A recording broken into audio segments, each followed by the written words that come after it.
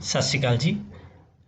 ਅੱਜ ਆਪਾਂ ਗੱਲ ਕਰਾਂਗੇ 6th ਪੇ ਕਮਿਸ਼ਨ ਦੇ ਅਕੋਰਡਿੰਗ ਜੋ ਪੰਜਾਬ ਗਵਰਨਮੈਂਟ EMPLOYEES ਲਈ ਪੇ ਰਿਵੀਜ਼ਨ ਹੋਈ ਆ ਉਹਦੇ ਤਹਿਤ ਆਪਾਂ ਜੋ ਪੇ ਫਿਕਸੇਸ਼ਨ ਕਰਨੀ ਆ ਉਹਦੇ ਲਈ ਕੈਲਕੂਲੇਟਰ ਤਿਆਰ ਕੀਤਾ। ਸੋ ਕੈਲਕੂਲੇਟਰ ਨੂੰ ਕਿਸ ਤਰ੍ਹਾਂ ਯੂਜ਼ ਕਰਨਾ ਇਹਦੇ ਬਾਰੇ ਆਪਾਂ ਅੱਜ ਡਿਸਕਸ ਕਰਾਂਗੇ। ਸੋ ਮੈਂ ਆਪਣੀ ਗੱਲ ਸ਼ੁਰੂ ਕਰਨ ਤੋਂ ਪਹਿਲਾਂ ਸਭ ਤੋਂ ਪਹਿਲਾਂ ਮੈਂ ਸ਼ੁਕਰਗੁਜ਼ਾਰ ਹਾਂ ਮਿਸਟਰ ਰਵੀ ਸਿਆਲ ਸਰ ਦਾ। ਉਹਨਾਂ ਨੇ ਕਾਫੀ ਹੈਲਪ ਕੀਤੀ ਹੈ ਇਹਨੂੰ ਤਿਆਰ ਕਰਨ ਦੇ ਵਿੱਚ।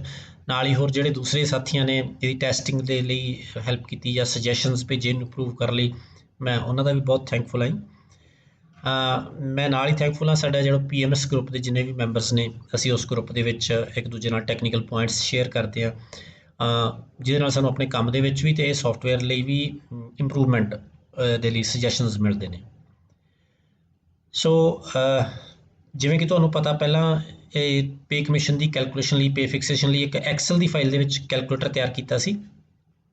ਸੋ ਐਕਸਲ ਫਾਈਲ ਦੀਆਂ ਕੁਛ ਕੁ ਲਿਮਿਟੇਸ਼ਨਸ ਹੁੰਦੀਆਂ ਨੇ, ਉਸ ਸਾਰੀਆਂ ਲਿਮਿਟੇਸ਼ਨਸ ਨੂੰ ਓਵਰਰਾਈਡ ਕਰਨ ਲਈ ਉਸ ਕੈਲਕੂਲੇਟਰ ਦਾ ਇੱਕ ਔਨਲਾਈਨ ਵਰਜ਼ਨ ਤਿਆਰ ਕੀਤਾ। ਸੋ ਇਸ ਕੈਲਕੂਲੇਟਰ ਦੀ ਮਦਦ ਦੇ ਨਾਲ ਆਪਾਂ ਪੇ ਫਿਕਸੇਸ਼ਨ ਕਰ ਸਕਦੇ ਹਾਂ, ਏਰੀਅਰ ਕੈਲਕੂਲੇਟ ਕਰ ਸਕਦੇ ਹਾਂ। ਇਹ ਸਾਰੇ ਕੰਮਾਂ ਦੇ ਵਿੱਚ ਇਹਦੀ ਮਤਲਬ ਇਹ ਹੈਲਪਫੁਲ ਹੋਊਗਾ ਤੁਹਾਨੂੰ। ਸੋ ਸਭ ਤੋਂ ਪਹਿਲਾਂ ਆਪਾਂ ਗੱਲ ਕਰਦੇ ਹਾਂ ਵੀ ਇਹਨੂੰ ਆਪਾਂ ਯੂਜ਼ ਕਿਸ ਤਰ੍ਹਾਂ ਕਰਨਾ। ਸੋ ਇਹਦੇ ਲਈ ਜੋ ਵੈਬਸਾਈਟ ਹੈ, ਆਪਾਂ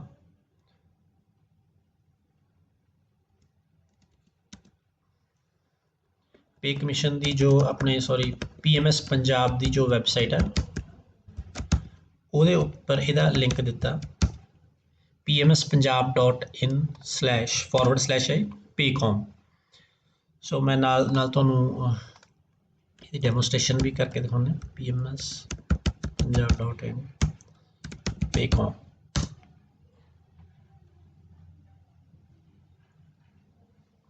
ਸੋ ਇਹ ਜੋ ਇਹਦਾ ਕੈਲਕੂਲੇਟਰ ਦਾ ਇਹ ਪੇਜ ਖੁੱਲ੍ਹਦਾ।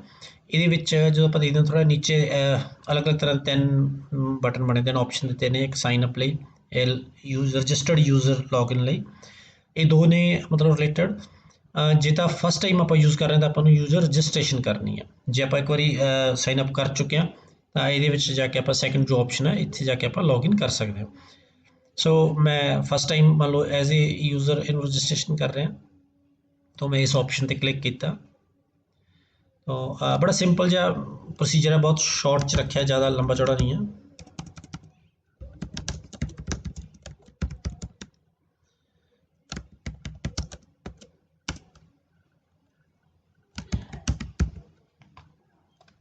ਆਪਣੀ ਜੋ ਬੇਸਿਕ ਇਨਫੋਰਮੇਸ਼ਨ ਆ ਉਹ ਭਰ ਕੇ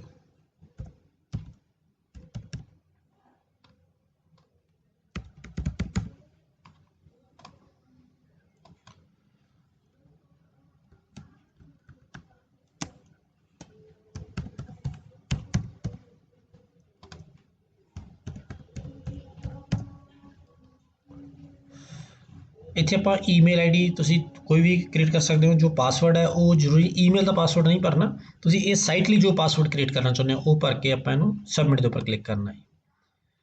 ਸੋ ਜੇ ਸਕਸੈਸਫੁਲੀ ਰਜਿਸਟਰਡ ਹੋ ਜਾਂਦਾ ਤਾਂ ਆਪਾਂ ਨੂੰ ਮੈਸੇਜ ਆਏਗਾ ਵੀ ਸਕਸੈਸਫੁਲੀ ਰਜਿਸਟਰਡ। ਤਾਂ ਮੈਂ ਇਹਨੂੰ ਸੇਵ ਕਰ ਲੈਣਾ ਫਿਊਚਰ ਯੂਜ਼ ਲਈ। ਸੋ ਹੁਣ ਆਪਾਂ ਲੌਗਇਨ 'ਤੇ, ਕਿਉਂਕਿ ਇਹ ਸੀਗਾ ਪੇਜ ਰਜਿਸਟ੍ਰੇਸ਼ਨ ਲਈ, ਹੁਣ ਆਪਾਂ ਇਹਦੇ ਨੀਚੇ ਜਾਵਾਂਗੇ। ਅਗਰ ਦੇਖੋ ਲੌਗਇਨ ਬਣਿਆ, ਆਪਾਂ ਲੌਗਇਨ 'ਤੇ ਕਲਿੱਕ ਕਰਨਾ ਹੈ, ਜਾਂ ਆਪਾਂ ਜੋ ਮੇਨ ਪੇਜ ਆ ਉੱਥੇ ਵੀ ਆ ਸਕਦੇ ਸੀ। ਯੂਜ਼ਰ ID ਕ੍ਰੀਏਟ ਕਰਨ ਤੋਂ ਬਾਅਦ ਇੱਥੇ ਆਪਾਂ ਜੋ ਮੈਂ ਇਹ ਕ੍ਰੀਏਟ ਕੀਤਾ, ਕਿਉਂਕਿ ਮੈਂ ਸੇਵ ਕਰ ਲਿਆ ਸੀ ਇਸ ਕਰਕੇ ਇੱਥੇ ਆਪਣੇ ਆਪ ਆ ਗਿਆ। ਤਾਂ ਇਹਦੇ ਨਾਲ ਮੈਂ ਲੌਗਇਨ ਕਰ ਲੈਣਾ ਜੀ। ਸੋ ਇਸ ਤੋਂ ਅੱਗੇ ਸ਼ੁਰੂ ਕਰਨ ਤੋਂ ਪਹਿਲਾਂ ਮੈਂ ਇੱਕ ਗੱਲ ਬੜੀ ਕਲੀਅਰਲੀ ਦੱਸ ਦੇਣਾ ਚਾਹੁੰਦਾ ਵੀ ਇਹ ਜੋ ਵੈਬਸਾਈਟ ਹੈ ਜਾਂ ਇਹ ਜਿਹੜਾ ਕੈਲਕੂਲੇਟਰ ਹੈ ਇਹ ਸਿਰਫ ਪ੍ਰਾਈਵੇਟ ਪਰਪਜ਼ ਲਈ, ਜਾਣੀ ਕਿ ਮਤਲਬ ਤੁਹਾਡੀ ਹੈਲਪ ਲਈ ਜਾਂ ਕਰਮਚਾਰੀ ਦੀ ਹੈਲਪ ਲਈ, ਕਿ ਉਹ ਕਿਹੜਾ ਆਪਸ਼ਨ ਉਹਨੂੰ ਜ਼ਿਆਦਾ ਸੂਟ ਕਰਦਾ ਉਸ ਕੈਲਕੂਲੇਸ਼ਨ ਪਰਪਜ਼ ਲਈ ਬਣਾਇਆ ਗਿਆ। ਇਹ ਗਵਰਨਮੈਂਟ ਪੇਜ ਨਹੀਂ ਹੈ, ਇਹ ਪ੍ਰਾਈਵੇਟ ਸਰਵਰ 'ਤੇ ਪ੍ਰਾਈਵੇਟ ਵੈਬਸਾਈਟ ਹੈ, ਸਿਰਫ ਤੁਹਾਡੀ ਹੈਲਪ ਦੇ ਲਈ ਹੈ, ਤਾਂ ਕਿ ਆਪਾਂ ਨੂੰ ਪੇ ਫਿਕਸੇਸ਼ਨ ਕਰਨ ਦੇ ਵਿੱਚ ਹੈਲਪ ਹੋ ਜਾਵੇ, ਜਾਂ ਕੋਈ EMPLOYEE ਅਗਰ ਆਪਣਾ ਆਪਸ਼ਨ ਸਿਲੈਕਟ ਕਰਨਾ ਉਹਦੇ ਵਿੱਚ ਉਹਦੀ ਹੈਲਪ ਹੋ ਜਾਵੇ। ਜਦੋਂ ਆਪਾਂ ਲੌਗਇਨ ਕਰਦੇ ਹਾਂ ਡੈਸ਼ਬੋਰਡ ਆਪਣੇ ਸਾਹਮਣੇ ਆਉਂਦਾ ਹੀ। ਸੋ ਇਹਦੇ ਅਗਰ ਆਪਾਂ ਲੈਫਟ ਹੈਂਡ ਸਾਈਡ 'ਤੇ ਮੈਨਿਊ ਦੇਖਦੇ ਹਾਂ, new pay fixation, EMPLOYEE list, arrear calculation, notifications ਜਾਂ ਸਰਚ, ਇਹ ਅਬਾਊਟ ਅਸੀਂ। ਸੋ ਆਪਾਂ ਜਦੋਂ ਆਪਣਾ ਕੰਮ ਸ਼ੁਰੂ ਕਰਨਾ, ਸਭ ਤੋਂ ਪਹਿਲਾਂ ਆਪਾਂ ਨਿਊ ਪੇ ਫਿਕਸੇਸ਼ਨ ਦੇ ਉੱਪਰ ਕਲਿੱਕ ਕਰਦੇ ਹਾਂ, ਕਿਉਂਕਿ ਜਦੋਂ ਕਿਸੇ EMPLOYEE ਦੀ ਆਪਾਂ ਪੇ ਫਿਕਸੇਸ਼ਨ ਕਰਨੀ ਆ ਤਾਂ ਜਾਂ EMPLOYEE ਨੂੰ ਆਪਾਂ ਐਡ ਕਰਨਾ, ਆਪਾਂ ਇੱਥੇ ਕਰਾਂਗੇ। EMPLOYEE ਲਿਸਟ ਦੇ ਵਿੱਚ ਜਿਹੜੇ EMPLOYEES ਦਾ ਡਾਟਾ ਆਪਾਂ ਸੇਵ ਕਰਦੇ ਜਾਵਾਂਗੇ, ਪੇ ਫਿਕਸੇਸ਼ਨ ਯਾਨੀ ਕਿ ਸੇਵ ਕਰਦੇ, ਉਹਨਾਂ ਦੀ ਲਿਸਟ ਇਹਦੇ ਵਿੱਚ ਆਉਂਦੀ ਜਾਏਗੀ। ਏਰੀਅਰ ਕੈਲਕੂਲੇਸ਼ਨ ਦਾ ਵੀ ਇਸ ਤਰ੍ਹਾਂ ਹੀ, ਜਿਹੜੇ EMPLOYEES ਦਾ ਆਪਾਂ ਡਾਟਾ ਸੇਵ ਕੀਤਾ ਹੋਊਗਾ ਉਹਨਾਂ ਦੀ ਏਰੀਅਰ ਕੈਲਕੂਲੇਸ਼ਨ ਲਈ ਵੀ ਲਿਸਟ ਆਪਣੇ ਕੋਲ ਇੱਥੇ ਆਉਂਦੀ ਰਹੇਗੀ। ਨੋਟੀਫਿਕੇਸ਼ਨ ਦੇ ਵਿੱਚ ਜੋ पे कमीशन के रिगार्डिंग जो लेटेस्ट नोटिफिकेशन ने उन्होंने लिंक इतने दिता गया ताकि किसी भी तरह का रैफरेंस की लोड़ आप इस देख सकते हैं। सर्च के जे अपने को मान लो तुम ज़्यादा इंप्लॉयज़ का डाटा सेव किया तो आप ये इंप्लॉय का नाम पा के या सीरीयल नंबर पा के या कोड पा के तो आप सर्च कर सकते हैं। सो मैं सब तो पहला स्टार्ट करूँगा न्यू पे फिक्सेशन तो। सो पे फिक्सेशन का जो पेज है वो लेआउट पहला आप डिस्कस करते हैं।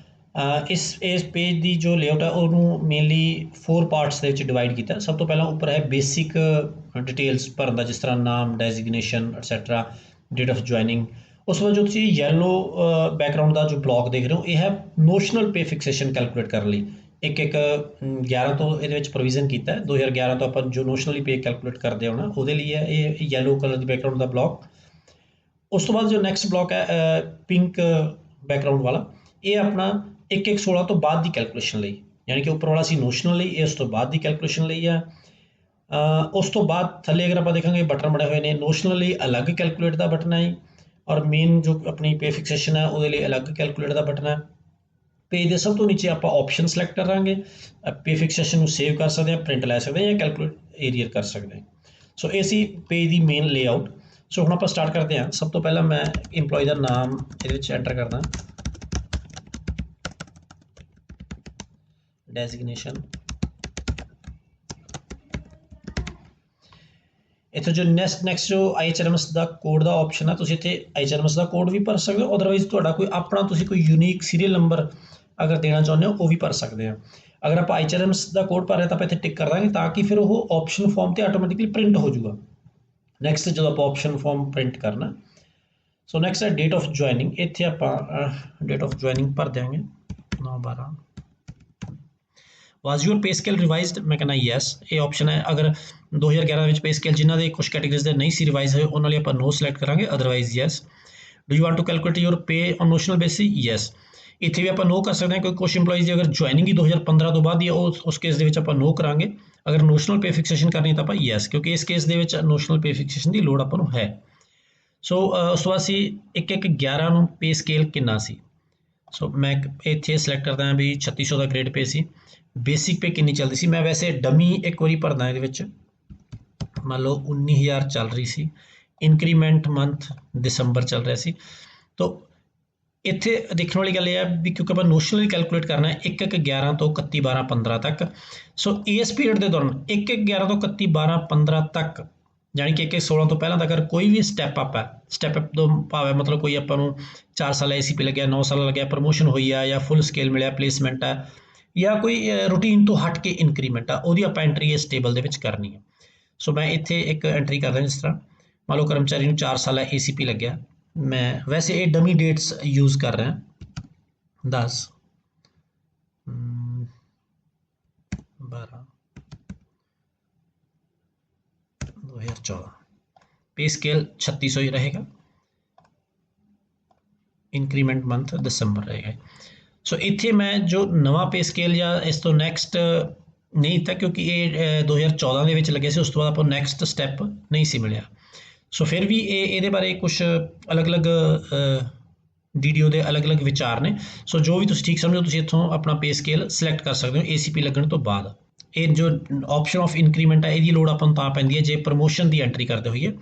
नैक्सट सपोज मेरी प्रमोशन हुई है तो मैं इतने एंट्री कर दूंगा प्रमोशन की 10/10/2015 मेरी जो प्रमोशन हुई है वो नैक्सट 3800 वाले ग्रेड के हुई है, इंक्रीमेंट मंथ मेरा दिसंबर रहा। सो इतने मेरे को ऑप्शन है भी मैं विद प्रमोशन भी लै सकता इंक्रीमेंट या विद नैक्सट इंक्रीमेंट, जो नैक्सट इंक्रीमेंट का ऑप्शन होगा, दो इकट्ठे इंक्रीमेंट लैने ने वो ऑप्शन आप इतों सिलेक्ट कर सकते हैं। उस बाद अगर तुम देखोगे ये अपने को जो दूसरे ऑप्शन ने फुल स्केल, अगर कर्मचारी पहला फिक्सड पे ते आ तो जो पे फुल पे स्केल लागू होंगे आप डेट एंटर करके वह पे स्केल डिटेल एंटर करांगे। एक इंक्रीमेंट है, इंक्रीमेंट आप जो रूटीन इंक्रीमेंट है वो आप एंट्री इतने नहीं करनी, वो सॉफ्टवेयर ने आटोमैटिकली कैलकुलेट कर लेना। इंक्रीमेंट की एंट्री तां करनी है जे अपना आउट ऑफ द रूटीन कोई इंक्रीमेंट लगता। उदाहरण वजों किसी का कोई सीनियर जूनियर का करके कोई इंक्रीमेंट मिलता या किसी को कोर्ट केस करके कोई इंक्रीमेंट मिलता, या जिमें कोई अपने कर्मचारी होंगे कोई मैटरनिटी लीव पर आ ਜਦੋਂ ਉਹ ਹਾਜ਼ਰ ਹੁੰਦੇ ਨੇ ਆਪਾਂ ਇਨਕਰੀਮੈਂਟ ਉਦੋਂ ਲਾਉਂਦੇ ਹਾਂ। ਸੋ ਔਰ ਉਹ ਇਨਕਰੀਮੈਂਟ ਦੀ ਆਪਾਂ ਐਂਟਰੀ ਇੱਥੇ ਕਰਨੀ, ਜਿਹੜਾ ਵੀ ਇਨਕਰੀਮੈਂਟ ਜੋ ਰੂਟੀਨ ਉਹਨਾਂ ਦੀ ਇਨਕਰੀਮੈਂਟ ਡੇਟ ਤੋਂ ਹਟ ਕੇ ਲੱਗਣਾ, ਸੋ ਉਸ ਕੇਸ ਦੇ ਵਿੱਚ ਆਪਾਂ ਇੱਥੇ ਇਨਕਰੀਮੈਂਟ ਦੀ ਐਂਟਰੀ ਕਰਾਂਗੇ। ਅਦਰਵਾਈਜ਼ ਜਿਹੜੇ ਆਪਦੇ ਆਪ ਐਨੂਅਲ ਇਨਕਰੀਮੈਂਟ ਜੋ ਲੱਗਣੇ ਨੇ ਉਹਨਾਂ ਦੀ ਐਂਟਰੀ ਆਪਾਂ ਇੱਥੇ ਨਹੀਂ ਕਰਨੀ। ਨੈਕਸਟ ਇੱਕ ਦੋ ਆਪਸ਼ਨ ਦਿੱਤੇ ਨੇ ਕਿ ਅਗਰ ਕਿਸੇ ਦਾ ਕਿਸੇ ਵੀ ਵਜ੍ਹਾ ਕਰਕੇ ਆਪਾਂ ਨੂੰ ਇਨਕਰੀਮੈਂਟ ਸਟਾਪ ਕਰਨਾ ਪਿਆ ਸੀ ਤਾਂ ਆਪਾਂ ਇੱਥੇ ਉਹ ਡੇਟ ਐਂਟਰ ਕਰ ਦਿਆਂਗੇ ਜਿਸ ਮਹੀਨੇ ਦਾ ਆਪਾਂ ਨੂੰ ਇਨਕਰੀਮੈਂਟ ਸਟਾਪ ਕਰਨਾ ਪਿਆ ਸੀ। ਇਹ ਉਦਾਹਰਨ ਵਜੋਂ ਸੇਮ ਕੇਸ ਹੈ, ਅਗਰ ਕੋਈ ਕਰਮਚਾਰੀ ਮੈਟਰਨਿਟੀ ਲੀਵ ਤੇ ਸੀ ਤਾਂ ਆਪਾਂ ਉਦੋਂ ਇਨਕਰੀਮੈਂਟ ਉਹਨਾਂ ਦਾ ਨਹੀਂ ਲਾਇਆ ਤਾਂ ਉਸ ਮਹੀਨੇ ਆਪਾਂ ਇਨਕਰੀਮੈਂਟ ਉਹਦਾ ਸਟਾਪ ਰੱਖਣਾ, ਉਹ ਆਪਾਂ ਨੂੰ ਇੱਥੇ ਮੈਂਸ਼ਨ ਕਰਨਾ ਪਊਗਾ ਤਾਂ ਕਿ ਸੌਫਟਵੇਅਰ ਆਟੋਮੈਟਿਕਲੀ ਉਹਦਾ ਇਨਕਰੀਮੈਂਟ ਨਾ ਲਗਾਵੇ। ਸੋ ਇਹ ਡਿਟੇਲ ਐਂਟਰ ਕਰਨ ਤੋਂ ਬਾਅਦ ਆਪਾਂ ਕੈਲਕੂਲੇਟ ਕਰਦੇ ਹਾਂ, ਕੈਲਕੂਲੇਟ ਨੋਸ਼ਨਲ ਪੇ।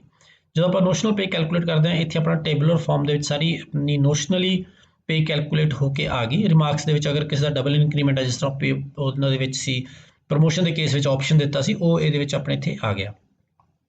ਸੋ ਇੱਥੋਂ ਤੱਕ ਤਾਂ ਅਸੀਂ ਬੇਸਿਕ ਜੀ ਇਨਫੋਰਮੇਸ਼ਨ ਵੀ ਆਪਾਂ ਨੋਸ਼ਨਲ ਪੇ ਕਿਸ ਤਰ੍ਹਾਂ ਕੈਲਕੂਲੇਟ ਕਰਨੀ ਹੈ।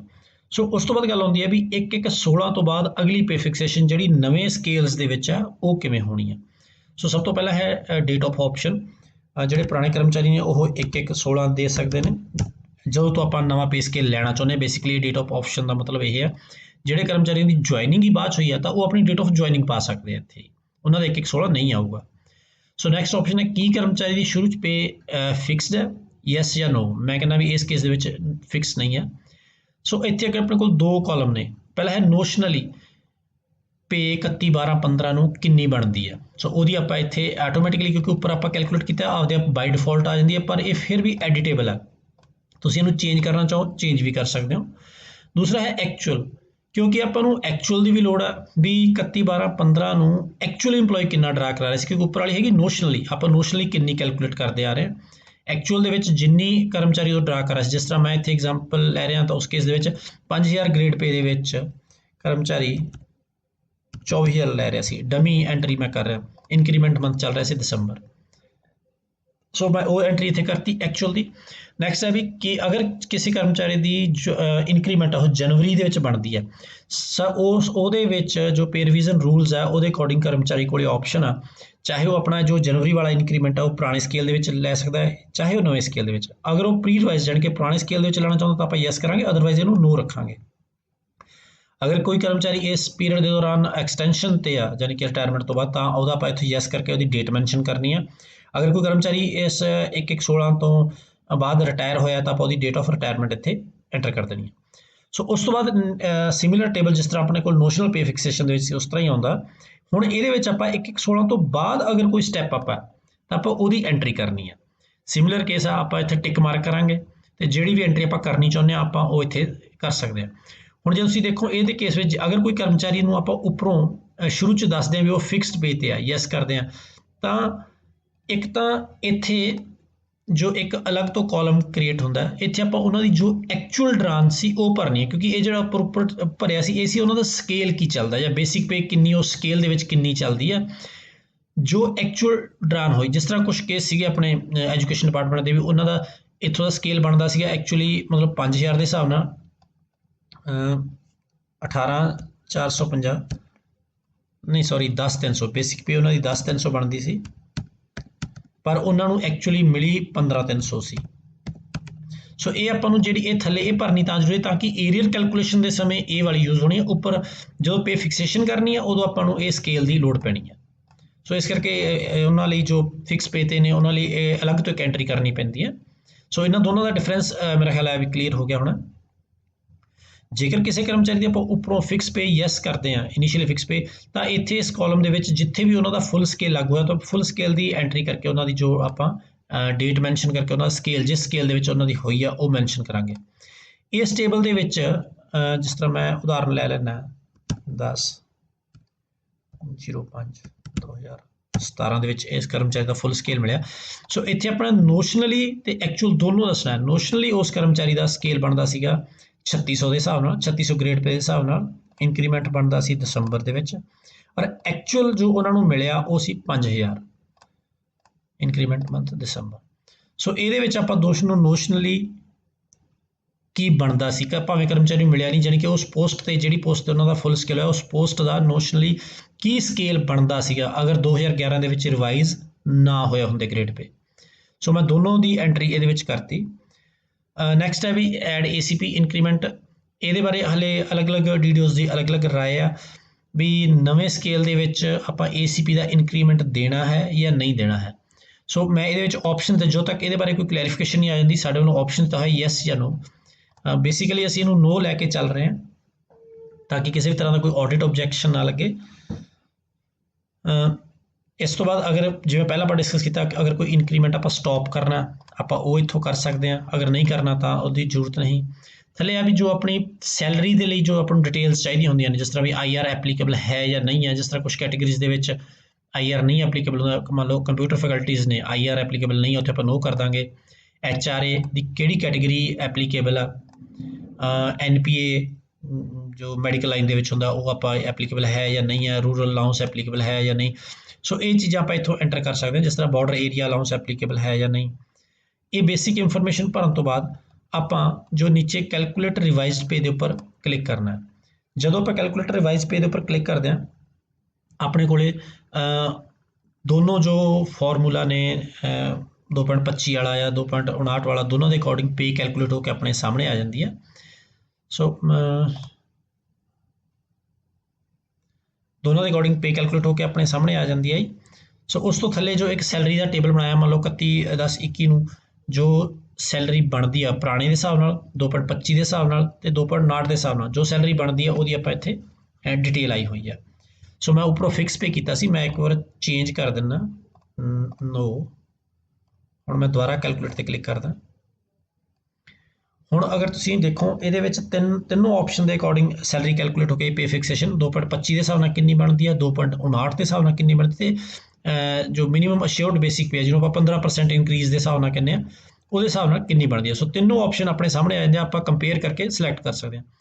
ਸੈਲਰੀ ਵੀ 31/10/21 ਨੂੰ ਕਿੰਨੀ ਬਣਦੀ ਹੈ ਤਿੰਨੋਂ ਆਪਸ਼ਨ ਦੇ ਅਕੋਰਡਿੰਗ ਉਹ ਵੀ ਇਹਦੇ ਵਿੱਚ ਮੈਂਸ਼ਨ ਕੀਤੀ ਹੋਈ ਹੈ। ਸੋ ਆਪਾਂ ਜੋ ਆਪਣੇ ਲਈ ਬੈਸਟ ਆਪਸ਼ਨ ਬਣਦਾ ਆਪਾਂ ਉਹਨੂੰ ਸਿਲੈਕਟ ਕਰ ਸਕਦੇ ਹਾਂ। ਉਸ ਤੋਂ ਬਾਅਦ ਥੱਲੇ ਪੇ ਫਿਕਸੇਸ਼ਨ ਦੇ ਵੀ ਦੋਨੋਂ ਟੇਬਲ ਬਣੇ ਹੋਏ ਨੇ 2.25 ਦੇ ਅਕੋਰਡਿੰਗ 2.59 ਦੇ ਅਕੋਰਡਿੰਗ। ਅਗਰ 15% ਇਨਕਰੀਜ਼ ਵਾਲਾ ਐਪਲੀਕੇਬਲ ਹੈ ਜਾਨੀ ਕਿ ਆਪਣੀ ਕੈਲਕੂਲੇਟ ਹੋ ਕੇ ਦੋਨੋਂ ਫਾਰਮੂਲੇ ਦੇ ਅਕੋਰਡਿੰਗ ਕੈਲਕੂਲੇਟ ਹੋ ਕੇ ਘੱਟ ਬਣਦੀ ਹੈ ਤਾਂ ਇਹ 15% ਵਾਲਾ ਆਪਣੇ ਐਪਲੀਕੇਬਲ ਹੁੰਦਾ, ਉਹਦਾ ਫਿਰ ਅਲੱਗ ਤੋਂ ਇੱਥੇ ਨਾਲ ਕਾਲਮ ਆ ਜਾਂਦਾ ਹੈ। ਸੋ ਇਹ ਦੋਨੋਂ ਫਾਰਮੂਲੇ ਦੇ ਅਕੋਰਡਿੰਗ ਆਪਣਾ ਟੇਬਲ ਬਣ ਗਿਆ ਪੇ ਫਿਕਸੇਸ਼ਨ ਦਾ। ਅਗਰ ਆਪਾਂ ਡਿਟੇਲ ਦੇਖਣੀ ਚਾਹੁੰਦੇ ਤਾਂ ਆਪਾਂ ਇਸ ਬਟਨ ਦੇ ਉੱਪਰ ਕਲਿੱਕ ਕਰ ਸਕਦੇ ਹਾਂ, ਦੋਨਾਂ ਦੀ ਡਿਟੇਲ ਆਪਾਂ ਮੈਨੂੰ ਦੇਖ ਸਕਦੇ ਹਾਂ। ਇਸ ਲਾਸਟ ਦੇ ਵਿੱਚ ਆਪਣੇ ਕੋਲ ਹੈ ਵੀ ਇਹਨਾਂ ਦੇ ਜੋ ਵੀ ਆਪਸ਼ਨ ਆਪਣੇ ਸਾਹਮਣੇ ਡਿਸਪਲੇ ਹੋ ਰਿਹਾ ਦੋਨੋਂ ਦੀ ਕੈਲਕੂਲੇਸ਼ਨ ਇਹਦੇ ਵਿੱਚੋਂ ਕਰਮਚਾਰੀ ਕਿਹੜੀ ਚੂਜ਼ ਕਰਨੀ ਚਾਹੁੰਦਾ।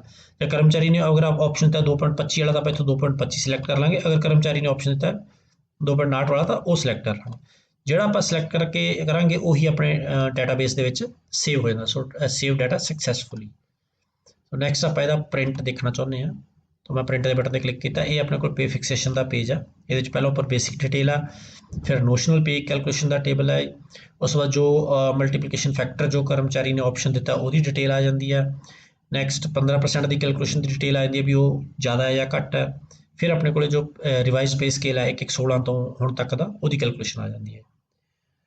ਸੋ ਇਹ ਸੀ ਪਹਿਲਾ ਪੇਜ ਆਪਣੇ ਕੋਲ ਉਹਦਾ ਪੇ fixation the. Second option farm the.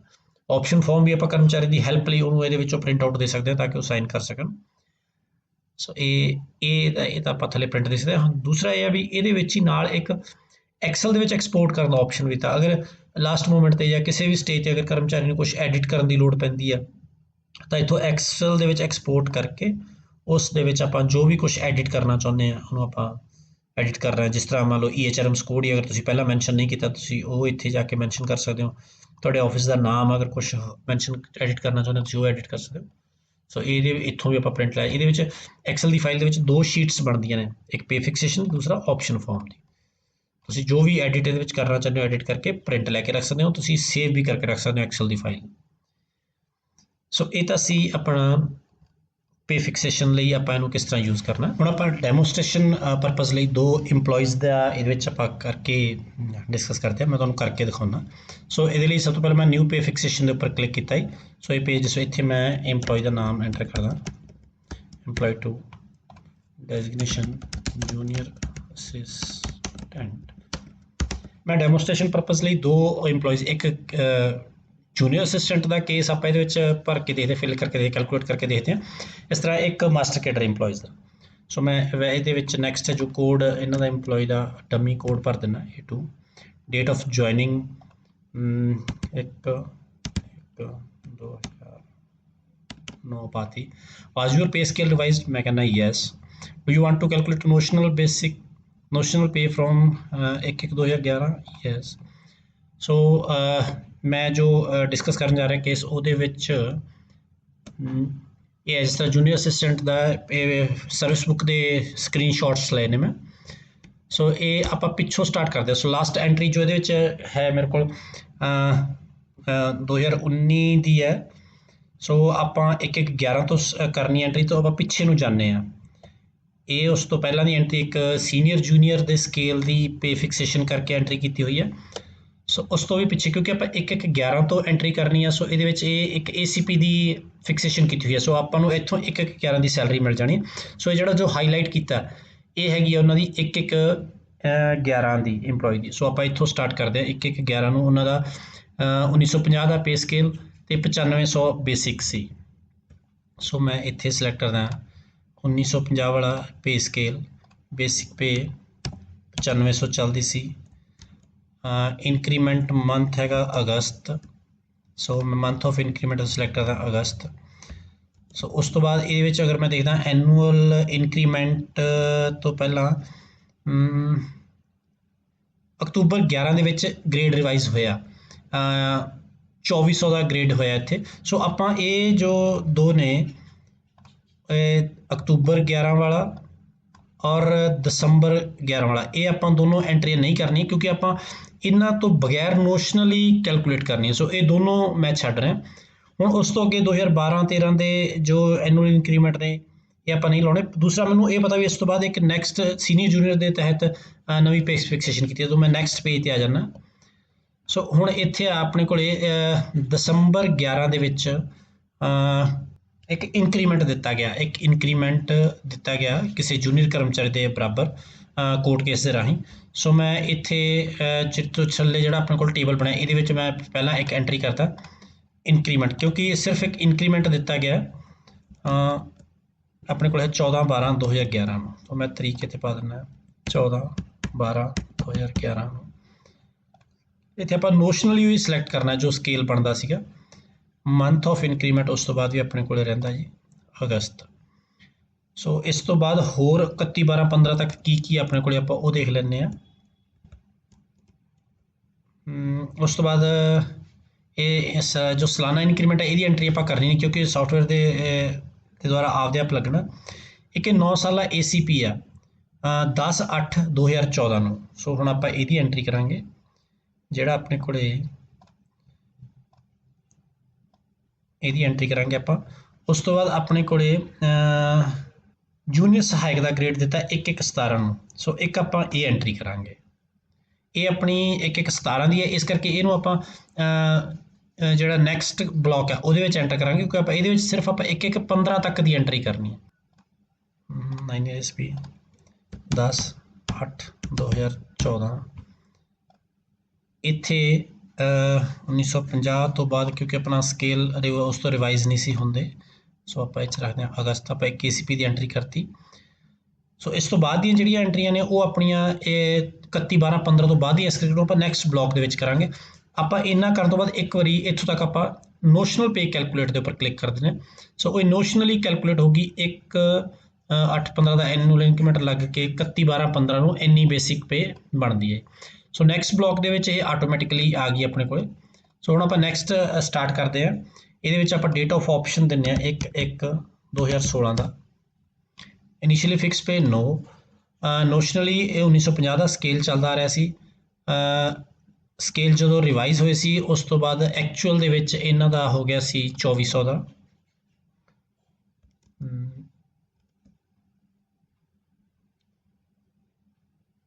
Sorry 3200 the.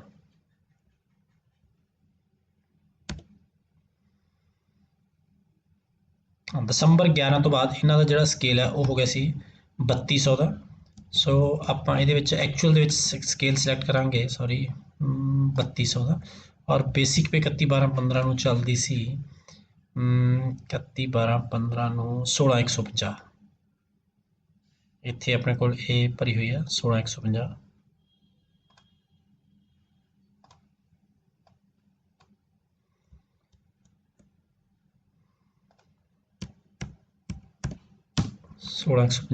Month of increment actual ਦੇ ਵਿੱਚ ਆਪਣੇ ਕੋਲ ਚੱਲਦਾ ਸੀ ਦਸੰਬਰ। ਸੋ ਮੈਂ ਇੱਥੇ ਸਿਲੈਕਟ ਕਰਦਾ ਐਕਚੁਅਲੀ ਦਸੰਬਰ ਚੱਲ ਰਿਹਾ ਸੀ। ਆਪਸ਼ਨ ਆਫ ਟੇਕਿੰਗ ਇਨਕਰੀਮੈਂਟ ਇਹ ਨੋ ਰਹਿਣਾ ਆਪਣੇ ਕੋਲ, ਐਕਸਟੈਂਸ਼ਨ ਵੀ ਨੋ ਹੈ, ਐਕਸਟੈਂਸ਼ਨ ਪੀਰੀਅਡ ਦਾ ਵੀ, ਡੇਟ ਆਫ ਰਿਟਾਇਰਮੈਂਟ ਵੀ ਨੋ ਹੈ। ਹੁਣ ਅਗਰ ਇਸ 31/12/15 ਤੋਂ ਜਾਣੀ ਕਿ 1/1/16 ਤੋਂ ਲੈ ਕੇ 30/7/21 ਤੱਕ ਅਗਰ ਆਪਣੇ ਕੋਲੇ ਕੋਈ ਚੱਲ ਰਿਹਾ ਕੋਈ ACP ਜਾਂ ਕੋਈ ਸਟੈਪ ਅਪ ਆਪਾਂ ਉਹਦੀ ਐਂਟਰੀ ਕਰਾਂਗੇ। ਸੋ ਆਪਾਂ ਫਿਰ ਸਰਚ ਬੁੱਕ ਤੋਂ ਦੇਖਦੇ ਹਾਂ। ਸਭ ਤੋਂ ਪਹਿਲਾਂ ਉਸ ਤੋਂ ਬਾਅਦ ਆਪਣੇ ਕੋਲੇ ਹੈ 1/1/17 ਨੂੰ ਜੂਨੀਅਰ ਅਸਿਸਟੈਂਟ ਦਾ ਜੋ ਸਕੇਲ ਮਿਲਿਆ ਇਹਨਾਂ ਨੂੰ 1/1/17 ਨੂੰ 3600 ਦਾ ਸਕੇਲ। ਆਪਾਂ ਇੱਥੇ ਲਿਖਦੇ ਹਾਂ ਪਲੇਸਮੈਂਟ 1/1/2017 ਨੂੰ ਨੋਸ਼ਨਲੀ ਐਕਚੁਅਲ ਦੇ ਵਿੱਚ ਤਾਂ ਇਹਨਾਂ ਨੂੰ 3600 ਦਾ ਗ੍ਰੇਡ ਮਿਲਿਆ ਹੀ, ਪਰ ਨੋਸ਼ਨਲੀ ਉਹ ਬਣਦਾ ਸੀ 2800 ਦਾ ਗ੍ਰੇਡ, ਕਿਉਂਕਿ ਜੋ ਜੂਨੀਅਰ ਅਸਿਸਟੈਂਟ ਦੇ ਉਹਦੇ 2800 ਦਾ ਨੋਸ਼ਨਲੀ ਬਣਦਾ ਸੀ ਅਗਰ ਉਹਨਾਂ ਦੀ 2011 ਦੇ ਵਿੱਚ ਪੇ ਰਿਵਾਈਜ਼ ਨਹੀਂ ਹੁੰਦੀ। ਮਤਲਬ ਜਿਸ ਪੋਸਟ ਦਾ ਆਪਾਂ ਕਰ ਰਹੇ ਹਾਂ ਉਸ ਪੋਸਟ ਦਾ ਅਗਰ 2011 ਦੇ ਵਿੱਚ ਸਕੇਲ ਰਿਵਾਈਜ਼ ਨਾ ਹੋਇਆ ਹੁੰਦਾ ਤਾਂ ਕਿੰਨੀ ਬਣੀ ਸੀ, ਆਪਾਂ ਉਹ ਸਕੇਲ ਇੱਥੇ ਐਂਟਰ ਕਰਨਾ। ਸੋ ਉਹ ਬਣਦਾ ਸੀ 2800 ਦਾ ਹੀ। ਸੋ ਨੈਕਸਟ ਉਦੋਂ ਆਪਣਾ ਇਨਕਰੀਮੈਂਟ ਮੰਥ ਚੱਲਣਾ ਸੀ ਉਹਨਾਂ ਦਾ ਅਗਸਤ, ਪਰ ਇਹਦੇ ਵਿੱਚ ਆਪਣੇ ਕੋਲੇ ਹੁਣ ਚੱਲ ਰਿਹਾ ਐਕਚੁਅਲ ਦੇ ਵਿੱਚ ਦਸੰਬਰ। ਸੋ ਉਸ ਤੋਂ ਬਾਅਦ ਅਗਰ ਆਪਾਂ ਦੇਖੀਏ ਨੈਕਸਟ ਆਪਣੇ ਕੋਲੇ ਹੈ 2017 ਤੋਂ ਬਾਅਦ ਐਨੂਅਲ ਇਨਕਰੀਮੈਂਟ ਦੀ ਆਟੋਮੈਟਿਕ ਕੈਲਕੂਲੇਟ ਹੋਣਾ। ਸੋ 10/8/2019 ਨੂੰ 14 ਸਾਲਾ ACP ਹੈ। ਮੈਂ ਸਿਲੈਕਟ ਕਰਦਾ ACP 10/8/2019 ਨੂੰ ਸੇਮ 2800 ਦੇ ਵਿੱਚ ਅਗਸਤ ਇਨਕਰੀਮੈਂਟ ਰਹਿਣਾ। ਇੱਧਰ ਸੀ ਆਪਣੇ ਕੋਲੇ 3600 ਦੇ ਵਿੱਚ ਦਸੰਬਰ 'ਚ ਇਨਕਰੀਮੈਂਟ ਰਹਿਣਾ। ਸੋ ਆਪਾਂ ਇੱਥੇ ACP ਦੀ ਐਂਟਰੀ ਕਰਤੀ। ਆਪਾਂ ਫਿਲਹਾਲ ACP ਦੀ ਜੋ ਇਨਕਰੀਮੈਂਟ ਹੈ ਉਹ ਆਪਾਂ ਨਵੇਂ ਸਕੇਲ ਦੇ ਵਿੱਚ ਨਹੀਂ ਲਾ ਰਹੇ ਜਦ ਤੱਕ ਕੋਈ ਕਲੈਰੀਫਿਕੇਸ਼ਨ ਨਹੀਂ ਆਉਂਦੀ। ਉਹ ਨੀਚੇ IR ਐਪਲੀਕੇਬਲ ਆ ਰਹੇ, ਠੀਕ ਹੈ। D ਕੈਟੇਗਰੀ ਦਾ HRA rural allowance yes, NPA ਕੰਪਨਸੇਟਰੀ ਪੇ ਨਹੀਂ, ਬਾਰਡਰ ਏਰੀਆ ਵੀ ਨਹੀਂ, CCA ਨਹੀਂ, ਮੋਬਾਈਲ ਅਲਾਊਂਸ ਆਪਾਂ ਇੱਥੇ ਐਂਟਰ ਕਰ ਦਿੰਦੇ ਹਾਂ 500। ਓਕੇ, ਹੁਣ ਆਪਾਂ ਕੈਲਕੂਲੇਟ ਰਿਵਾਈਜ਼ ਪੇ 'ਤੇ ਕਲਿੱਕ ਕਰਦੇ ਹਾਂ। ਸੋ ਇੱਥੇ ਆਪਾਂ ਦੇਖਦੇ ਹਾਂ ਜਦੋਂ ਇਹ ਰਿਵੀਜ਼ਨ ਕੈਲਕੂਲੇਸ਼ਨ ਹੋ ਕੇ ਆਪਣੇ ਕੋਲ ਤਿੰਨ ਤਰ੍ਹਾਂ ਦੀ ਕੈਲਕੂਲੇਸ਼ਨ ਆ ਗਈ। 2.25 ਦੇ ਅਕੋਰਡਿੰਗ ਕਿੰਨੀ ਬਣਦੀ ਹੈ, 2.59 ਅਤੇ ਜਿਹਨੂੰ 15% ਇਨਕਰੀਜ਼ ਕਹਿੰਦੇ ਉਹਦੇ ਅਕੋਰਡਿੰਗ ਕਿੰਨਾ ਬਣਦਾ। ਤਿੰਨਾਂ ਦੀ ਥੱਲੇ ਆਪਣੇ ਕੋਲੇ ਪੇ ਦਾ ਕੰਪੈਰੀਜ਼ਨ ਹੋ ਕੇ ਵੀ ਆ ਗਈ। ਆਪਾਂ ਇੱਥੋਂ ਪੇ ਕੰਪੇਅਰ ਕਰ ਸਕਦੇ ਹਾਂ 31/10/2021 ਨੂੰ ਕਿੰਨੀ ਪੇ ਬਣੂਗੀ ਤਿੰਨੋਂ ਕਿਸੇ। ਹੁਣ ਇੱਥੇ ਅਗਰ ਆਪਾਂ ਕੰਪੇਅਰ ਕਰੀਏ 2.25 ਦੇ ਅਕੋਰਡਿੰਗ 43,700 ਬਣਦੀ ਆ ਹੁਣ ਦੀ ਬੇਸਿਕ ਪੇ, 2.59 ਦੇ ਅਕੋਰਡਿੰਗ 37,700 ਆ, ਔਰ 15% ਇਨਕਰੀਜ਼ ਦੇ ਹਿਸਾਬ ਨਾਲ 47,800 ਹੈ। ਹੁਣ ਅਗਰ ਆਪਾਂ ਇਸ ਕੇਸ ਦੇ ਵਿੱਚ ਦੇਖਾਂਗੇ 15% ਇਨਕਰੀਜ਼ ਜ਼ਿਆਦਾ ਬਣਦਾ, ਜਾਣੀ ਕਿ 2.25 ਜਾਂ 2.59 ਦੀ ਕੈਲਕੂਲੇਸ਼ਨ ਹੈ ਜਿਹੜੀ ਉਹਦੇ ਵਿੱਚ ਜੋ ਪੇ ਰਿਵਾਈਜ਼ ਹੋਈ ਪੇ ਹੈ, ਜੋ ਰਿਵਾਈਜ਼ਡ ਪੇ ਉਹ 15% ਇਨਕਰੀਜ਼ ਤੋਂ ਘੱਟ ਬਣਦੀ ਹੈ। ਸੋ ਇੱਥੇ 15% ਇਨਕਰੀਜ਼ ਉਹ ਐਪਲੀਕੇਬਲ ਹੈ, ਜਾਣੀ ਕਿ 15% ਇਨਕਰੀਜ਼ ਦੇ ਅਕੋਰਡਿੰਗ ਸੈਲਰੀ ਫਿਕਸ ਕੀਤੀ ਜਾਣੀ ਹੈ। ਥੱਲੇ ਦੋਨੋਂ ਤਰ੍ਹਾਂ ਦੇ ਟੇਬਲ ਆ ਗਏ। ਹੁਣ ਅਗਰ ਆਪਾਂ ਇਸ ਕੇਸ ਦੇ ਵਿੱਚ ਦੇਖਾਂਗੇ ਇਹਦੇ ਵਿੱਚ ਦੋਨੋਂ ਦੀ ਕੈਲਕੂਲੇਸ਼ਨ ਕਰਕੇ ਰਿਵਾਈਜ਼ ਪੇ ਜਿਹੜਾ ਗਿਵਨ ਫਾਰਮੂਲਾ ਉਹਦੇ ਅਕੋਰਡਿੰਗ ਅਤੇ ਜੋ 15% ਦਾ ਫਾਰਮੂਲਾ ਬਣਦਾ ਉਹਦੇ ਅਕੋਰਡਿੰਗ ਜੋ ਬੇਸਿਕ ਪੇ ਬਣਦੀ ਹੈ, ਦੋਨਾਂ ਦੀ ਆਪਣੇ ਕੋਲ ਕੈਲਕੂਲੇਸ਼ਨ ਆ ਗਈ। ਦੋਨੋਂ 2.25 ਦਾ ਟੇਬਲ ਹੈ ਪਹਿਲਾ, ਦੂਸਰਾ ਹੈ 2.59 ਦਾ ਟੇਬਲ। ਦੋਨਾਂ ਦੇ ਵਿੱਚ ਆਪਾਂ 15% ਦੀ ਨਾਲ ਕੈਲਕੂਲੇਸ਼ਨ ਸ਼ੋ ਕੀਤੀ ਹੋਈ ਹੈ। ਹੁਣ ਇੱਥੇ ਕਰਮਚਾਰੀ ਨੇ ਜੋ ਆਪਸ਼ਨ ਦਿੱਤਾ, ਅਗਰ ਕਰਮਚਾਰੀ ਕਹਿੰਦਾ ਮੈਂ 2.25 ਦਾ ਆਪਸ਼ਨ ਦਿੰਦਾ ਤਾਂ ਉਹਦੀ ਜਿਹੜੀ ਪੇ ਫਿਕਸੇਸ਼ਨ ਆ ਆਪਣੇ ਇਸ ਟੇਬਲ ਦੇ ਅਕੋਰਡਿੰਗ ਹੋ ਜਾਣੀ ਹੈ। ਅਗਰ ਕਰਮਚਾਰੀ ਆਪਸ਼ਨ ਦਿੰਦਾ ਵੀ ਮੈਂ 2.59 ਦੇ ਅਕੋਰਡਿੰਗ ਲੈਣੀ ਹੈ ਤਾਂ ਜੋ ਨੈਕਸਟ ਟੇਬਲ ਹੈ ਇਹਦੇ ਅਕੋਰਡਿੰਗ ਪੇ ਫਿਕਸੇਸ਼ਨ ਸੇਵ ਹੋਣੀ ਹੈ। ਸੋ ਇਹ ਕਰਮਚਾਰੀ ਦੇ ਇੱਕ ਤਾਂ ਇੱਥੇ ਆਪਾਂ ਨੂੰ ਹੈਲਪ ਹੋ ਸਕਦੀ ਹੈ ਵੀ ਕਰਮਚਾਰੀ ਦੀ ਹੈਲਪ ਆਪਾਂ ਕਰ ਸਕਦੇ ਵੀ ਕਿਹੜਾ ਇਹਨਾਂ ਤਿੰਨਾਂ ਵਿੱਚੋਂ ਕਿਹੜਾ ਆਪਸ਼ਨ ਸਿਲੈਕਟ ਕਰਨਾ ਚਾਹੁੰਦਾ ਕਰਮਚਾਰੀ। ਜਿਹੜਾ ਵੀ ਆਪਸ਼ਨ ਉਹ ਸਿਲੈਕਟ ਕਰਦੇ ਨੇ ਉਹਨੂੰ ਆਪਾਂ ਸੇਵ ਕਰ ਦਿੰਦੇ ਹਾਂ। ਅਗਰ ਹੁਣ ਇਹਦੇ ਵਿੱਚ ਆਪਾਂ ਦੇਖਦੇ ਹਾਂ ਵੀ ਪਹਿਲਾਂ ਤਾਂ 15% ਇਨਕਰੀਜ਼ ਐਪਲੀਕੇਬਲ ਹੈ ਤਾਂ 2.25 2.59 ਵਿੱਚੋਂ ਕਿਹਦੇ 'ਚ ਜ਼ਿਆਦਾ ਬਣਦੀ ਸੀ, 2.25 ਦੇ ਵਿੱਚ ਜ਼ਿਆਦਾ ਬਣਦੀ ਹੈ ਤਾਂ मैं इस कर्मचारी का 2.25 के फॉर्मूले के अकॉर्डिंग डाटा सेव कर देना है। सो ये डाटा सेव हो गया। सो मैं इन्हों की पे फिक्सेशन देखनी चाहूँगा। मैं प्रिंट पर क्लिक किया, इन्हों की पे फिक्सेशन आ गई अकॉर्डिंगली। ये अपना नीचे इन्हों का ऑप्शन फॉर्म आ गया, जो भी आप ये करना चाहते ले सकते हैं। ਹੁਣ ਇਸ ਕੇਸ ਦੇ ਵਿੱਚ ਆਪਾਂ ਦੇਖ ਸਕਦੇ ਹਾਂ ਵੀ ਜਿਸ ਤਰ੍ਹਾਂ ਕਰਮਚਾਰੀ ਨੇ ਆਪਣਾ 2.25 ਦਾ ਆਪਸ਼ਨ ਦਿੱਤਾ ਸੀ। ਸੋ ਪਹਿਲਾਂ 2.25 ਦੇ ਅਕੋਰਡਿੰਗ ਕੈਲਕੂਲੇਸ਼ਨ ਹੋਈ, ਉਹਨਾਂ ਦੀ ਬੇਸਿਕ ਪੇ 37,300 ਬਣਦੀ ਹੈ ਨਵੇਂ ਸਕੇਲ ਦੇ ਵਿੱਚ। ਪਰ ਇਹ ਜਿਹੜੀ ਕੈਲਕੂਲੇਟਰ ਬੇਸਿਕ ਪੇ ਆ, ਇਹ 15% ਇਨਕਰੀਜ਼ ਦੇ ਹਿਸਾਬ ਨਾਲ ਜਿਹੜੀ ਬਣਨੀ ਚਾਹੀਦੀ ਹੈ ਮਿਨੀਮਮ, ਉਸ ਤੋਂ ਘੱਟ ਬਣਦੀ ਹੈ। ਸੋ 15% ਇਨਕਰੀਜ਼ ਦੇ ਹਿਸਾਬ ਨਾਲ 39,560 ਬਣਦੀ ਹੈ, 39,600। सो इस करके इन्हों की जो फर्दर जो कैलकुलेशन है वो 39,600 के हिसाब नाल हुई है। कर्मचारी ने ऑप्शन था 2.25 का कैलकुलेट करके आप देखी, जो आप ऑप्शन सेव किया तो 2.25 वाला किया सी, पर क्योंकि वो मिनीमम अश्योर्ड बेसिक पे तो घट सी, इस करके जी उन्होंने फर्दर फिक्सेशन है वो मिनीमम अश्योर्ड बेसिक पे के अकॉर्डिंग हुई है, जानी कि 15% इनक्रीज के हिसाब नाल हुई है। सो ये सी अपना एक जूनीयर असिस्टेंट का केस। इसी तरह हुण मैं एक ਆਪਾਂ सो ਹੁਣ ਆਪਾਂ ਇੱਕ ਮਾਸਟਰ ਕੇਡਰ ਇੰਪਲੋਈ ਦਾ ਇਹਦੇ ਵਿੱਚ ਆਪਾਂ ਕੈਲਕੂਲੇਟ ਕਰਕੇ ਦੇਖਦੇ ਹਾਂ। ਸੋ ਮੈਂ ਨਿਊ ਪੇ ਫਿਕਸੇਸ਼ਨ ਤੇ ਕਲਿੱਕ ਕਰਦਾ ਹਾਂ। ਇਹਦੇ ਵਿੱਚ ਮੈਂ ਸਭ ਤੋਂ ਪਹਿਲਾਂ employee name, employee 3, designation master, IHRMS code ਦੀ ਥਾਂ ਤੇ ਮੈਂ ਆਪਣਾ ਜੋ ਸੀਰੀਅਲ ਨੰਬਰ ਡਮੀ ਨੰਬਰ ਉਹ ਇੱਥੇ ਭਰਦਾ, ਇਹ 3, date of joining 1/1/2009, sorry 2009, was your pay scale wide, yes, you want to calculate notional, yes। सो मैं इत्थे हुण आपां देखते हैं एक सर्विस बुक का स्क्रीनशॉट मैं लिया होया मास्टर केडर का। ये 3 पेजेस ने, एक ये है, ये विच ACP की एंट्री की हुई है। नैक्सट पेज है इत्थे जो सीनियर जूनियर के केस के बाद जो पे फिक्सेशन की वो एंट्री है। तीसरा एक लास्ट ACP की एंट्री की हुई है। सो आपां नूं स्टार्ट करना आप 1/1/11 तो मैं फस्ट पेज पर आ जाना सब तो पहला पिछे, हाँ इत्थे, क्योंकि ये 9/12/2010 जिते टिक मार्क किया इत्थे, इतों आपां नूं 1/1/11 की बेसिक पे मिल जानी है। सो 1/1/11 नूं बेसिक पे 3800 ग्रेड पे दे विच बनदी है 16,950। सो आपां इत्थों एंटर करते हैं 3800 ग्रेड पे दे विच आपां इत्थे सी अपनी 16,950। मंथ ऑफ इंक्रीमेंट चलता दिसंबर। सो एक बार क्रॉस चेक कर लिया, हाँ मंथ ऑफ इंक्रीमेंट दिसंबर चलता है।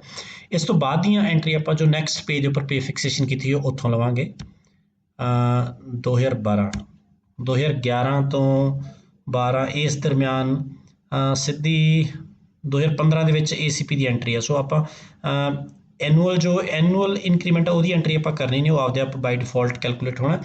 जिहड़ा ये अपने अक्तूबर 11 दिसंबर 11 के विच है एंट्री इत्थे सक्सैसफुल की हुई, ये आप नोशनल पे फिक्सेशन लई करनी है, क्योंकि आप इसनूं छड्ड के नोशनली कैलकुलेट करनी है पे। सो ये दोनों मैं अवॉइड कर रहा। नैक्सट पेज पर आ जाना मैं, इत्थे अपने मार्च 12 के विच अनोमली नूं दूर करने लई पे फिक्सेशन की हुई है। सो दिसंबर 12 के विच एक इंक्रीमेंट का बेनीफिट दिता गया है। सो क्योंकि इधर अपने को दिसंबर 12 के विच मार्च 12 के चल रही सी 18,450, इधर की हुई है 19,010। सो एक इंक्रीमेंट का बेनीफिट है। मैं अपने ये एक इंक्रीमेंट की एंट्री करदा, एक इंक्रीमेंट है सीनियर जूनियर होने के अपने को डेट है सी 10/3/2012, 10/3/2012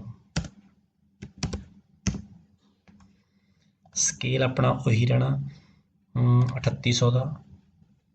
न्यू इंक्रीमेंट मंथ अपने को जो पहला चलता रहा दिसंबर वही रहना है। नैक्सट आप देखते हैं होर ये 31/12 तो 15 तो पहला कादी एंट्री करनी है 9/12/15 एक 9 साला ACP की एंट्री लगानी है, क्योंकि विच जो एनुअल इंक्रीमेंट है ये आप एंट्री करनी नहीं। और इस बाद है 9/12/15 9 साला ACP 9/12/2015। ग्रेड पे सेम रहनी है, क्योंकि इस टाइम पे अपने को लैटर आ चुके असी भी ग्रेड पे नहीं ਵਧਾਉਣੀ। इंक्रीमेंट मंथ सेम रहना अपने को। इस तो बाद अपने को कोई 31/12/15 तक होर कोई एंट्री नहीं है। सो हुण आपां कैलकुलेट करांगे, कैलकुलेट नोशनल। ਸੋ ਇਹ ਆਪਣੇ ਕੋਲੇ ਨੋਸ਼ਨਲੀ ਕੈਲਕੂਲੇਸ਼ਨ ਹੋਗੀ ਪੇ ਦੀ। ਸੋ ਆਪਣਾ ਜੋ ਨੈਕਸਟ ਬਲੌਕ ਆਪਾਂ ਉਹਦੇ ਵਿੱਚ ਆਉਂਦੇ, ਇਹਦੇ ਵਿੱਚ ਨੋਸ਼ਨਲ ਕੈਲਕੂਲੇਸ਼ਨ ਹੋ ਕੇ ਤਾਂ ਆਪਣੇ ਆਪ ਆ ਗਈ। ਸੋ ਆਪਾਂ ਡੇਟ ਆਫ ਆਪਸ਼ਨ ਦਿੰਦੇ ਹਾਂ 1/1/2016, ਇਨੀਸ਼ੀਅਲੀ ਫਿਕਸਡ ਨੋ, ਐਕਚੁਅਲ ਡਰਾਨ 31/12/15 ਨੂੰ ਆਪਣੇ ਕੋਲ ਸਰਚ ਬੁੱਕ ਦੇ ਉੱਪਰ ਲਿਖੀ ਹੋਈ ਹੈ ਐਕਚੁਅਲ ਡਰਾਨ, ਆਪਾਂ 31/12/15 ਨੂੰ ਇਹ ਬਣਦੀ ਹੈ 5000 ਸਕੇਲ ਦੇ ਵਿੱਚ ਗ੍ਰੇਡ ਪੇ ਦੇ ਵਿੱਚ 22070, 5000 ਦੇ ਗ੍ਰੇਡ ਪੇ ਦੇ ਵਿੱਚ 22070। ਮੰਥ ਆਫ ਇਨਕਰੀਮੈਂਟ ਆਪਾਂ ਦੇਖ ਲੈਂਦੇ ਹਾਂ, ਦਸੰਬਰ ਹੀ ਚੱਲ ਰਿਹਾ, ਪਹਿਲੇ ਵਿੱਚ select month of income December. Option January the option ਆਪਾਂ ਨੂੰ ਦੇਣ ਦੀ ਲੋੜ ਨਹੀਂ ਕਿਉਂਕਿ ਇਨਕਰੀਮੈਂਟ ਜਨਵਰੀ ਵਿੱਚ ਨਹੀਂ ਹੈ, ਐਕਸਟੈਂਸ਼ਨ ਕੋਈ ਨਹੀਂ, ਡੇਟ ਆਫ ਰਿਟਾਇਰਮੈਂਟ ਨਹੀਂ ਹੈ। ਹੁਣ ਆਪਾਂ ਦੇਖਣਾ ਵੀ 1/1/16 ਤੋਂ ਬਾਅਦ ਅਗਰ ਕੋਈ ਸਟੈਪ ਅਪ ਮਿਲਿਆ, ਆਪਾਂ ਸਰਵਿਸ ਬੁੱਕ ਨੂੰ ਫਿਰ ਦੇਖਦੇ ਹਾਂ। ਇਹਦੇ ਵਿੱਚ ਆਪਣੇ ਕੋਲੇ 9 ਸਾਲਾ ਐਂਟਰੀ ਤੋਂ ਬਾਅਦ ਨਹੀਂ 2019 ਤੱਕ ਇਸ ਪੇਜ 'ਤੇ ਨਹੀਂ ਹੈ, ਨੈਕਸਟ ਪੇਜ ਦੇਖਦੇ ਸਰਵਿਸ ਬੁੱਕ ਦਾ। ਇਹਦੇ ਵਿੱਚ ਹੈ ਦਸੰਬਰ 2020 ਦੇ ਵਿੱਚ 14 ਸਾਲਾ ACP ਦੀ ਐਂਟਰੀ, ਆਪਾਂ ਇਹ ਐਂਟਰੀ ਇੱਥੇ ਕਰਨੀ ਹੈ। 14 ਸਾਲਾ ACP ਦਸੰਬਰ 20 ਨੂੰ ਨੋਸ਼ਨਲੀ ਆਪਣਾ ਉਹੀ ਰਹਿਣਾ 3800 ਹੀ, ਇਨਕਰੀਮੈਂਟ ਮੰਥ ਦਸੰਬਰ। ਇਹਦੇ ਵਿੱਚ ਆਪਣੇ ਕੋਲੇ 5000 ਸੀ ਐਕਚੁਅਲ ਦੇ ਵਿੱਚ ਦਸੰਬਰ। ਸੋ ਇਹ ਆਪਾਂ 14 ਸਾਲਾ ACP ਦੀ ਐਂਟਰੀ ਕਰਤੀ। ਨਵੇਂ ਸਕੇਲ ਦੇ ਵਿੱਚ ACP ਦੀ ਐਂਟਰੀ ਆਪਾਂ ACP ਦਾ ਇਨਕਰੀਮੈਂਟ ਹਾਲੇ ਨਹੀਂ ਐਡ ਕਰਦੇ। ਨੀਚੇ ਆਪਣੇ ਕੋਲ ਹੈ HRA applicable, IR applicable, rural allowance, mobile allowance 500 ਭਰ ਦਿੰਦਾ ਮੈਂ, ਬਾਕੀ ਠੀਕ ਹੈ। ਹੁਣ ਆਪਾਂ ਕੈਲਕੂਲੇਟ ਕਰਦੇ ਹਾਂ, ਕੈਲਕੂਲੇਟ ਰਿਵਾਈਜ਼ ਪੇ। ਕੈਲਕੂਲੇਸ਼ਨ ਤੋਂ ਬਾਅਦ ਆਪਣੇ ਕੋਲ ਇਹ 3 ਤਰ੍ਹਾਂ ਦੀ ਕੈਲਕੂਲੇਸ਼ਨ ਆ ਗਈ, ਇਹਦੇ ਵਿੱਚ ਤਿੰਨਾਂ ਦਾ ਥੱਲੇ ਕੰਪੈਰੀਜ਼ਨ ਆ ਗਿਆ। ਅਗਰ ਕਿਸੇ ਕੇਸ ਵਿੱਚ ਇਸ ਤਰ੍ਹਾਂ ਇਹ ਨਲ ਆ ਜਾਂਦਾ ਤਾਂ ਆਪਾਂ ਦੁਬਾਰਾ ਰੀਕੈਲਕੂਲੇਟ ਕਰਨਾ ਇੱਕ ਵਾਰੀ। ਹੁਣ ਆਪਣੀ ਕੈਲਕੂਲੇਸ਼ਨ ਪ੍ਰੋਪਰ ਹੋ ਗਈ। ਸੋ ਇੱਥੇ ਆਪਾਂ ਤਿੰਨਾਂ ਦਾ ਕੰਪੈਰੀਜ਼ਨ ਕਰ ਸਕਦੇ ਹਾਂ। ਦੇਖਦੇ ਆਪਾਂ 2.59 ਦੇ ਨਾਲ ਤੇ 15% ਇਨਕਰੀਜ਼ ਦੇ ਨਾਲ ਦੋਨਾਂ ਨਾਲ ਬਰਾਬਰ ਆ ਰਿਹਾ। ਸੋ ਇੱਥੇ ਕਰਮਚਾਰੀ ਵੱਲੋਂ ਮਤਲਬ 2.59 ਦਾ ਜੋ ਆਪਸ਼ਨ ਆ ਉਹ ਦੇਣਾ ਜ਼ਿਆਦਾ ਫਾਇਦੇਮੰਦ ਹੋ, ਕਿਉਂਕਿ 2.25 ਦੇ ਵਿੱਚ ਘੱਟ ਬਣ ਰਹੀ ਹੈ। ਸੋ ਆਪਾਂ ਇਹ ਉੱਪਰ ਵਾਲਾ ਇਹ ਕੰਪੈਰੀਜ਼ਨ ਟੇਬਲ ਵੀ ਦੇਖ ਸਕਦੇ ਹਾਂ। ਇਹ ਹੈ 1/1/16 ਨੂੰ ਕਿੰਨੀ ਬਣਨੀ ਹੈ। ਇਹ ਜਿਹੜਾ ਥੱਲੇ ਆਪਾਂ ਸੈਲਰੀ ਕੈਲਕੂਲੇਟ ਕਰਕੇ ਦਿਖਾਈ ਹੈ, ਇਹ ਹੈ ਵੀ ਹੁਣ 31/10/2021 ਨੂੰ ਕਿੰਨੀ ਬਣ ਜਾਣੀ ਹੈ। ਇਹ ਮੌਜੂਦਾ ਹੁਣ ਇਹ 1/1/16 ਨੂੰ ਜਦੋਂ ਪੇ ਰਿਵਾਈਜ਼ ਹੋਈ, ਜਿਸ ਡੇਟ ਨੂੰ ਪੇ ਰਿਵੀਜ਼ਨ ਹੋਣੀ ਆ ਉਦੋਂ ਕਿੰਨੀ ਬਣਦੀ ਹੈ, ਇਹ ਇੱਥੇ ਸ਼ੋ ਕੀਤਾ ਗਿਆ। ਥੱਲੇ ਪੇ ਫਿਕਸੇਸ਼ਨ ਦੇ ਟੇਬਲ ਬਣਾਏ ਗਏ ਨੇ। ਸੋ ਇਸ ਕੇਸ ਦੇ ਵਿੱਚ ਜਿਸ ਤਰ੍ਹਾਂ ਆਪਾਂ ਦੇਖਦੇ ਹਾਂ ਵੀ 2.25 ਵਾਲੇ ਕੇਸ ਦੇ ਵਿੱਚ ਤਾਂ ਜਿਹੜੀ 15 ਸੈਲਰੀ ਜੋ ਕੈਲਕੂਲੇਟ ਹੁੰਦੀ ਹੈ ਉਹ 15% ਤੋਂ ਘੱਟ ਬਣਦੀ ਹੈ, ਇਸ ਕਰਕੇ ਨਾਲ ਇਹ 15% ਦੀ ਕੈਲਕੂਲੇਸ਼ਨ ਸ਼ੋ ਕੀਤੀ ਗਈ ਹੈ। ਪਰ ਜੋ 2.59 ਵਾਲਾ ਆਪਸ਼ਨ ਆ ਉਹਦੇ ਵਿੱਚ 15% ਤੋਂ ਜ਼ਿਆਦਾ ਬਣਦੀ ਹੈ, ਇਸ ਕਰਕੇ 15% ਵਾਲੀ ਕੈਲਕੂਲੇਸ਼ਨ ਇੱਥੇ ਸ਼ੋ ਨਹੀਂ ਹੋ ਰਹੀ। ਸੋ ਇੱਥੇ ਕਰਮਚਾਰੀ 2.59 ਦਾ ਆਪਸ਼ਨ ਸਿਲੈਕਟ ਕਰਕੇ ਸੇਵ ਪੇ ਫਿਕਸੇਸ਼ਨ ਦੇ ਉੱਪਰ ਆਪਾਂ ਕਲਿੱਕ ਕਰਾਂਗੇ, ਆਪਾਂ ਪੇ ਫਿਕਸੇਸ਼ਨ ਦੇਖ ਸਕਦੇ ਹਾਂ ਇੱਥੋਂ। ਸੋ ਹੁਣ ਤੱਕ ਇਹਦੇ ਵਿੱਚ ਆਪਾਂ 3 EMPLOYE ਦਾ ਆਪਾਂ ਕਰ ਲਿਆ ਡਾਟਾ। ਹੁਣ ਆਪਾਂ EMPLOYE ਲਿਸਟ ਦੇ ਵਿੱਚ ਜਾ ਕੇ ਦੇਖਦੇ ਹਾਂ। ਇਹ ਆਪਣੇ ਕੋਲੇ ਹੁਣ ਤੱਕ ਜੋ ਆਪਾਂ EMPLOYE ਕੀਤੇ ਨੇ ਉਹ ਤਿੰਨਾਂ ਦੀ ਲਿਸਟ ਆ ਗਈ। ਇਹਦੇ ਵਿੱਚ ਐਂਡ ਦੇ ਵਿੱਚ ਅਗਰ ਤੁਸੀਂ ਦੇਖੋ 4 ਬਟਨ ਬਣੇ ਨੇ। ਪਹਿਲਾ ਤਾਂ ਹੈ ਅਗਰ ਆਪਾਂ ਦੁਬਾਰਾ ਕੁਝ ਚੇਂਜ ਕਰਨਾ ਚਾਹੁੰਦੇ ਹਾਂ, ਆਪਾਂ ਐਡਿਟ ਦੇ ਉੱਪਰ ਕਲਿੱਕ ਕਰਾਂਗੇ ਤਾਂ ਆਪਣੇ ਕੋਲ ਪੇ ਫਿਕਸੇਸ਼ਨ ਵਾਲਾ ਪੇਜ ਦੁਬਾਰਾ ਖੁੱਲ ਜਾਂਦਾ। ਅਗਰ ਆਪਾਂ ਕੁਝ ਵੀ ਚੇਂਜ ਕਰਦੇ ਹਾਂ ਤਾਂ ਆਪਾਂ ਉਹਨੂੰ ਦੁਬਾਰਾ ਕੈਲਕੂਲੇਟ ਕਰਕੇ ਦੁਬਾਰਾ ਸੇਵ ਕਰਨਾ ਹੋਊਗਾ ਤਾਂ ਡਾਟਾ ਅਪਡੇਟ ਹੋਣਾ ਹੈ। ਅਗਰ ਕੁਝ ਵੀ ਚੇਂਜ ਕਰਦੇ ਹਾਂ ਜਾਂ ਕੋਈ ਗਵਰਨਮੈਂਟ ਵੱਲੋਂ ਕੋਈ ਫਾਰਮੂਲਾ ਚੇਂਜ ਹੁੰਦਾ ਜਾਂ ਅਸੀਂ ਕੋਈ ਅਪਡੇਟ ਕਰਦੇ ਹਾਂ ਤਾਂ ਆਪਾਂ ਇਹਨੂੰ ਦੁਬਾਰਾ ਕੈਲਕੂਲੇਟ ਕਰਕੇ ਸੇਵ ਕਰਾਂਗੇ। ਇਹਦੇ ਵਿੱਚ ਜੋ ਦੂਸਰਾ ਆਪਸ਼ਨ ਹੈ ਉਹ ਜਿਹੜਾ ਇਹ ਵਿੰਡੋ ਟਾਈਪ ਬਣਾਇਆ ਗਿਆ, ਇਹ ਹੈ ਏਰੀਅਰ ਕੈਲਕੂਲੇਟ ਕਰਨ ਲਈ। ਅਗਰ ਆਪਾਂ ਇਹਨਾਂ ਦਾ ਏਰੀਅਰ ਕੈਲਕੂਲੇਟ ਕਰਨਾ ਤਾਂ ਉਹ ਮੈਂ ਏਰੀਅਰ ਕੈਲਕੂਲੇਸ਼ਨ ਦਾ ਬਾਅਦ ਸਮਝਾਉਣਾ। ਉਸ ਤੋਂ ਬਾਅਦ ਹੈ ਨੈਕਸਟ ਪ੍ਰਿੰਟਰ ਦਾ ਇੱਥੇ ਬਟਨ ਬਣਿਆ। ਅਗਰ ਆਪਾਂ ਉਹਨਾਂ ਦੀ ਸਿੱਧੀ ਪੇ ਫਿਕਸੇਸ਼ਨ ਦਾ ਪ੍ਰਿੰਟ ਲੈਣਾ ਤਾਂ ਆਪਾਂ ਸਿੱਧਾ EMPLOYE ਲਿਸਟ 'ਚੋਂ ਵੀ ਬਾਅਦ ਵਿੱਚ ਇਕੱਠਾ ਪ੍ਰਿੰਟ ਕਰ ਸਕਦੇ ਹਾਂ। ਲਾਸਟ ਹੈ ਡਿਲੀਟ ਕਰਨ ਲਈ। ਅਗਰ ਆਪਾਂ ਵੈਸੇ ਕੋਈ ਕਰਕੇ ਦੇਖਿਆ ਸੀ ਸਿਰਫ ਡਮੀ ਪਰਪਸ ਲਈ, ਹੁਣ ਉਹਨੂੰ ਡਿਲੀਟ ਕਰਨਾ ਚਾਹੁੰਦੇ ਤਾਂ ਆਪਾਂ ਇਹ ਜੋ ਕ੍ਰੋਸ ਮਾਰਕ ਬਣਿਆ ਇੱਥੋਂ ਆਪਾਂ EMPLOYE ਦੀ ਐਂਟਰੀ ਜੋ ਹੈ ਡਿਲੀਟ, ਜੋ ਡਾਟਾ ਸੇਵ ਕੀਤਾ ਉਹਨੂੰ ਡਿਲੀਟ ਕਰ ਸਕਦੇ ਹਾਂ। ਸੋ ਇੱਕ ਰਹਿ ਗਿਆ ਸੀ ਏਰੀਅਰ ਦੇ ਵਿੱਚ। ਹੁਣ ਸਪੋਜ਼ ਮੈਂ ਇਸ EMPLOYE ਦਾ ਏਰੀਅਰ ਕੈਲਕੂਲੇਟ ਕਰਨਾ ਚਾਹੁੰਦਾ ਹਾਂ ਤਾਂ ਮੈਂ ਇਹਦੇ ਉੱਪਰ ਇੱਥੇ ਕਲਿੱਕ ਕਰੂੰਗਾ ਤਾਂ ਏਰੀਅਰ ਕੈਲਕੂਲੇਸ਼ਨ ਵਾਲਾ ਪੇਜ ਆਪਣੇ ਕੋਲ ਖੁੱਲ ਜਾਂਦਾ। ਸੋ EMPLOYE ਦਾ ਨਾਮ ਆ ਜਾਂਦਾ, ਆਪਾਂ ਕੈਲਕੂਲੇਟ ਏਰੀਅਰ ਦੇ ਉੱਪਰ ਕਲਿੱਕ ਕਰਨਾ। ਉਹਨਾਂ ਦਾ ਜੋ ਕੈਲਕੂਲੇਸ਼ਨ ਬਣਦੀ ਹੈ ਏਰੀਅਰ ਦੀ ਉਹ ਆਪਣੇ ਹੋ ਕੇ ਮੰਥ ਵਾਈਜ਼ ਆਪਣੇ ਸਾਹਮਣੇ ਆ ਜਾਂਦੀ ਹੈ। ਇਹਦੇ ਵਿੱਚ ਅਗਰ ਤੁਸੀਂ ਦੇਖੋ ਮੰਥ ਅਤੇ ਈਅਰ ਦਿੱਤਾ ਹੋਇਆ, ਨਾਲ ਉਹਦੇ ਅੱਗੇ 2 ਯੈਲੋ ਕਲਰ ਦੇ ਬਾਕਸ ਦਿੱਤੇ ਨੇ, ਦੋਨੋਂ ਐਡੀਟੇਬਲ ਨੇ। ਸਪੋਜ਼ ਕਿ ਅਗਰ ਕਰਮਚਾਰੀ ਨੇ ਉਸ ਕਿਸੇ ਵੀ ਪਰਟੀਕੂਲਰ ਮਹੀਨੇ ਦੇ ਦੌਰਾਨ ਅਗਰ ਹਾਫ ਪੇ ਲੀਵ ਲਈ ਹੈ ਜਾਂ ਵਿਦਾਊਟ ਪੇ ਲੀਵ ਲਈ ਹੈ ਤਾਂ ਉਹਨਾਂ ਦੀ ਐਂਟਰੀ ਆਪਾਂ ਇੱਥੇ ਕਰ ਦੇਣੀ ਆ। ਜੋ ਵੀ ਆਪਾਂ ਇੱਥੇ ਨੰਬਰ ਆਫ ਡੇਜ਼ ਦੀ ਜੋ ਐਂਟਰੀ ਕਰਾਂਗੇ, ਲੀਵਸ ਦੀ ਐਂਟਰੀ ਕਰਾਂਗੇ, ਉਸ ਤੋਂ ਬਾਅਦ ਉਹ ਕਰਨ ਤੋਂ ਬਾਅਦ ਆਪਾਂ ਨੂੰ ਇੱਕ ਵਾਰੀ ਰੀਕੈਲਕੂਲੇਟ ਕਰਨਾ ਜ਼ਰੂਰੀ ਹੈ। ਸਪੋਜ਼ ਅਗਰ ਮੈਂ ਕਹਿੰਦਾ ਵੀ April 2016 ਦੇ ਵਿੱਚ ਕਰਮਚਾਰੀ ਵਿਦਾਊਟ ਪੇ ਰਿਹਾ 20 ਡੇਜ਼ ਲਈ ਮੈਂ ਇੱਥੇ ਐਡਿਟ ਕੀਤਾ। ਐਡਿਟ ਕਰਨ ਤੋਂ ਬਾਅਦ ਮੈਂ ਹੁਣ ਇਹਨੂੰ ਇੱਕ ਵਾਰੀ ਰੀਕੈਲਕੂਲੇਟ ਤੇ ਕਲਿੱਕ ਕਰਦਾ। ਹੁਣ ਰੀਕੈਲਕੂਲੇਟ ਹੋਣ ਤੋਂ ਬਾਅਦ ਅਗਰ ਆਪਾਂ ਦੇਖਾਂਗੇ, ਦੇਖੋ ਇੱਥੇ ਜੋ ਇਹਨਾਂ ਦੀ ਪੇ ਆ ਉਹ ਸਿਰਫ 10 ਦਿਨਾਂ ਦੀ ਕੈਲਕੂਲੇਟ ਹੋਈ ਹੈ। ਸੋ ਆਪਾਂ ਅਗਰ ਕੋਈ ਇੰਪਲੋਈ ਇੱਥੇ ਲੀਵ ਤੇ ਰਿਹਾ ਉਹਦੀ ਐਂਟਰੀ ਕਰਕੇ ਆਪਾਂ ਇਹਨੂੰ ਦੁਬਾਰਾ ਰੀਕੈਲਕੂਲੇਟ ਕਰਨ ਤੋਂ ਬਾਅਦ ਆਪਣੇ ਸਾਹਮਣੇ ਸ਼ੋ ਹੋ ਜਾਂਦਾ। ਜਦੋਂ ਆਪਾਂ ਨੂੰ ਲੱਗੇ ਵੀ ਇਹ ਕੈਲਕੂਲੇਸ਼ਨ ਠੀਕ ਆ ਤਾਂ ਆਪਾਂ ਏਰੀਅਰ ਨੂੰ ਸੇਵ ਕਰ ਸਕਦੇ ਹਾਂ। ਸੋ ਇੱਥੇ ਮੈਂ ਹਾਲੇ ਤੱਕ ਦੱਸਣਾ ਚਾਹੁੰਦਾ ਵੀ ਜਦੋਂ ਮੈਂ ਇਹ ਵੀਡੀਓ ਬਣਾ ਰਿਹਾ ਉਦੋਂ ਤੱਕ ਹਾਲੇ ਏਰੀਅਰ ਬਾਰੇ ਕੋਈ ਕਲੈਰੀਫਿਕੇਸ਼ਨ ਨਹੀਂ ਆਇਆ, ਕੋਈ ਨੋਟੀਫਿਕੇਸ਼ਨ ਨਹੀਂ ਆਇਆ। ਇਹ ਜਸਟ ਇੱਕ ਐਸਟੀਮੇਸ਼ਨ ਪਰਪਸ ਲਈ ਆ, ਆਪਾਂ ਇੱਥੋਂ ਐਸਟੀਮੇਟ ਲਗਾ ਸਕਦੇ ਹਾਂ। ਦੂਸਰਾ ਸੀ ਜੇ ਆਪਾਂ ਇੰਪਲੋਈ ਲਿਸਟ ਤੋਂ ਵੀ ਏਰੀਅਰ ਕੈਲਕੂਲੇਸ਼ਨ ਤੇ ਜਾ ਸਕਦੇ ਹਾਂ, ਸਿੱਧਾ ਵੀ ਏਰੀਅਰ ਕੈਲਕੂਲੇਟ ਤੇ ਆਪਾਂ ਆ ਸਕਦੇ ਹਾਂ। ਇੱਥੇ ਆ ਕੇ ਆਪਾਂ ਇੰਪਲੋਈ ਦਾ ਨਾਮ ਸਰਚ ਕਰ ਸਕਦੇ ਹਾਂ। ਜਿਸ ਤਰ੍ਹਾਂ ਮੈਂ ਇੱਥੇ ਮੰਨ ਲਓ ਜਸਵੀਰ ਲਿਖਦਾ, ਸਰਚ ਕਰਦੇ ਹਾਂ ਤਾਂ ਜਸਵੀਰ ਨਾਂ ਦੇ ਜਿੰਨੇ ਵੀ ਇੰਪਲੋਈ ਹੋਣਗੇ ਆਪਣੇ ਸਾਹਮਣੇ ਲਿਸਟ ਆ ਜਾਏਗੀ। ਦੂਸਰਾ ਇੱਕ ਹੋਰ ਜਿਨ੍ਹਾਂ ਦਾ ਆਪਾਂ ਏਰੀਅਰ ਸੇਵ ਕੀਤਾ ਹੋਊਗਾ, ਸਪੋਜ਼ ਆਪਣੇ ਕੋਲੇ ਮੈਂ ਇੰਪਲੋਈ ਨਾਂ ਤੇ ਸੇਵ ਕੀਤਾ ਸੀ,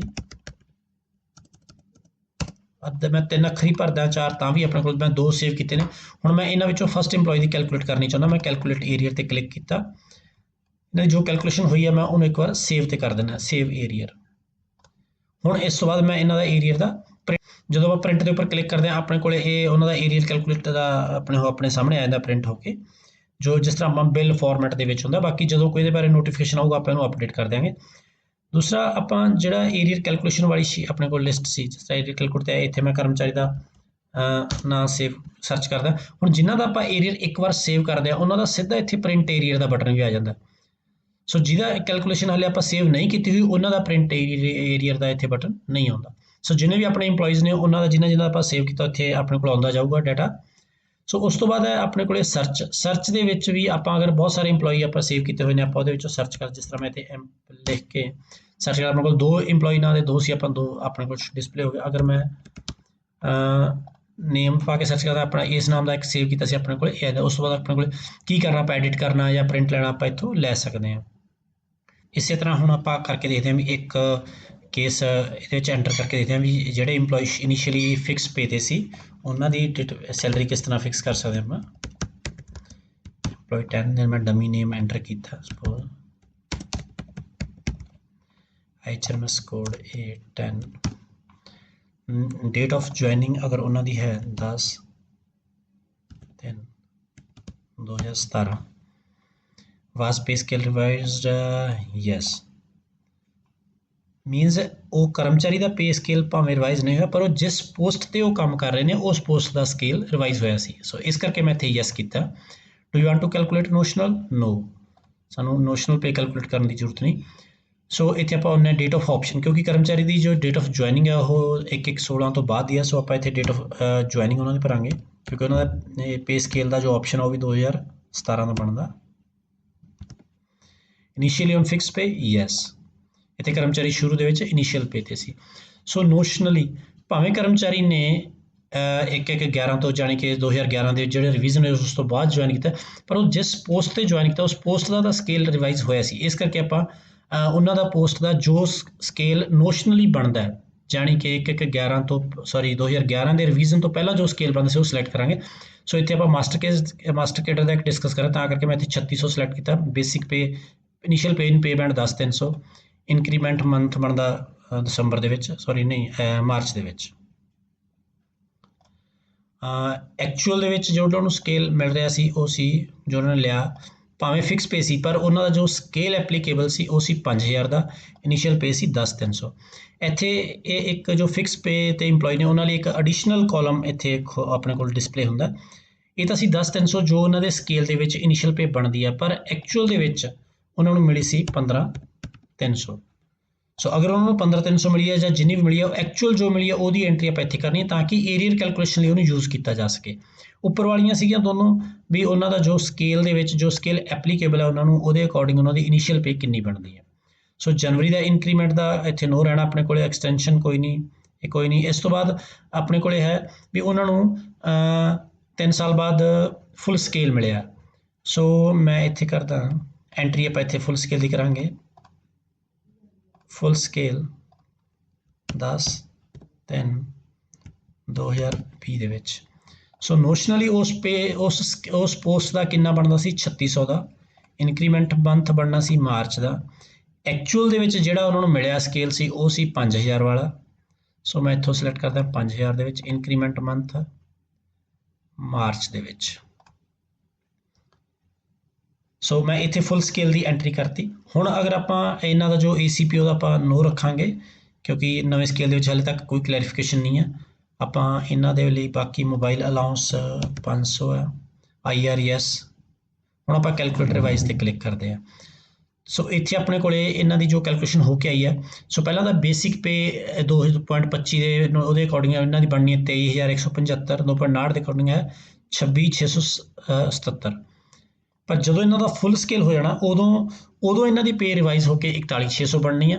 ਇਹ ਅਗਰ ਇੱਥੇ ਆਪਣੇ ਕੋਲ ਇੱਥੇ ਅਗਰ ਨਲ ਸ਼ੋ ਹੁੰਦਾ ਤਾਂ ਆਪਾਂ ਇੱਕ ਵਾਰ ਦੁਬਾਰਾ ਰੀਕੈਲਕੂਲੇਟ ਕਰਾਂਗੇ ਇਹਨੂੰ, ਆਪਣੇ ਕੋਲ ਕੈਲਕੂਲੇਸ਼ਨ ਦੁਬਾਰਾ ਹੋ ਕੇ ਆਪਣੇ ਸਾਹਮਣੇ ਆ ਜਾਂਦੀ ਹੈ। ਸੋ ਇਹ ਇਹਨਾਂ ਦੀ ਥੱਲੇ ਪੇ ਫਿਕਸੇਸ਼ਨ ਆਈ, ਆਪਾਂ ਇਹਨਾਂ ਨੂੰ ਸੇਵ ਕਰ ਲਾਂਗੇ। ਜਿਸ ਤਰ੍ਹਾਂ ਇਹਨਾਂ ਦਾ ਹੈ ਵੀ ਪਹਿਲਾਂ ਮਾਰਚ 17 ਦੇ ਵਿੱਚ ਤਾਂ ਪੇ ਰਿਵੀਜ਼ਨ ਹੋਈ, ਫਿਰ ਮਾਰਚ 2020 ਦੇ ਵਿੱਚ ਫੁੱਲ ਸਕੇਲ ਲਾਗੂ ਹੋਇਆ ਔਰ ਮਾਰਚ 21 ਵਿੱਚ ਇਹਨਾਂ ਨੂੰ ਪਹਿਲਾ ਐਨੂਅਲ ਇਨਕਰੀਮੈਂਟ ਮਿਲਿਆ ਹੈ। ਸੋ ਹੁਣ ਆਪਾਂ ਇਹਨੂੰ ਇੱਥੇ ਸੇਵ ਕਰਦੇ ਹਾਂ, ਸੇਵ ਪੇ ਫਿਕਸੇਸ਼ਨ। ਸੋ ਇਹ ਸੀ ਆਪਾਂ ਇਹਨੂੰ ਕਿਵੇਂ ਯੂਜ਼ ਕਰ ਸਕਦੇ ਹਾਂ। ਤੁਸੀਂ ਇੱਕ ਵਾਰ ਯੂਜ਼ ਕਰਕੇ ਦੇਖੋ। ਅਗਰ ਕੋਈ ਤੁਹਾਨੂੰ ਲੱਗੇ ਕੋਈ ਸੁਜੈਸ਼ਨ ਜਾਂ ਇੰਪਰੂਵਮੈਂਟ ਦੀ ਲੋੜ ਹੈ ਤਾਂ ਸਾਨੂੰ ਮੇਲ ਕਰਕੇ ਜਾਂ WhatsApp ਮੈਸੇਜ ਕਰਕੇ ਜ਼ਰੂਰ ਦੱਸੋ। ਇੱਕ ਦੋ ਮੈਂ ਇਹਦੇ ਵਿੱਚ ਤੁਹਾਨੂੰ ਟ੍ਰਿਕ ਦੱਸਣੀ ਚਾਹੁੰਦਾ ਤਾਂ ਕਿ ਥੋੜਾ ਜਿਹਾ ਕੰਮ ਈਜ਼ੀ ਹੋ ਜਾਂਦਾ। ਜਿਸ ਤਰ੍ਹਾਂ ਮੰਨ ਲਓ ਮੈਂ ਇਹ EMPLOYEE 2 ਸੇਵ ਕੀਤਾ ਹੋਇਆ, ਹੁਣ EMPLOYEE 3 ਮੈਂ ਸੇਵ ਕਰਨਾ ਜਾਂ EMPLOYEE 4 ਸੇਵ ਕਰਨਾ, ਉਹਦਾ ਸਿਮਿਲਰ ਸੇਮ ਸਾਰਾ ਕੇਸ ਹੈ। ਤਾਂ ਮੈਂ ਇੱਥੋਂ ਐਡਿਟ ਤੇ ਕਲਿੱਕ ਕਰਦਾ, EMPLOYEE ਦਾ ਨਾਮ ਮੈਂ ਇੱਥੋਂ ਚੇਂਜ ਕਰ ਦੇਣਾ। EMPLOYEE ਨੇਮ ਚੇਂਜ ਕਰਨ ਤੋਂ ਬਾਅਦ ਜਿਹੜਾ ਆਹ ਯੂਨੀਕ ਕੋਡ ਹੈ ਇਹਨੂੰ ਚੇਂਜ ਕਰਨਾ ਜ਼ਰੂਰੀ ਹੈ, ਨਹੀਂ ਤਾਂ ਪਹਿਲਾਂ ਵਾਲਾ EMPLOYEE ਦਾ ਡਾਟਾ ਹੀ ਓਵਰਰਾਈਟ ਹੋ ਜਾਊਗਾ। ਮੈਂ ਇੱਥੇ EMPLOYEE A4 ਕਰ ਦੇਣਾ।